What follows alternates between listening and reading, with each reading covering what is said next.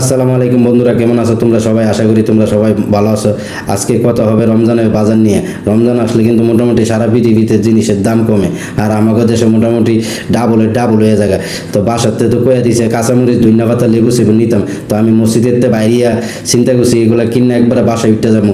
তো লেবুর কাছে গিয়া তো আমার পকেটের অবস্থা দেখে লেবুরা কেনার ইচ্ছা জাগতেছিল না। আমি নুরানি মসজিদের সামনে ঘুরতাছি ঘুরে টুরে আমার আর এইদিকে সাহস কুলাইল না। আমি গেছি বাজারে মসজিদের সামনে, বাজারে মসজিদের এইদিকে গিয়া দিই আরো এলাহি কাণ্ড। এরপর দামের তো আগামাতা নাই, দামের কোনো মা বাপ নাই, যে যেমনি মন চাইতেছে সে সেইভাবেই দাম চাইতেছে। ঠিক আছে, কিনলে কিনো, না কিনলে নাই।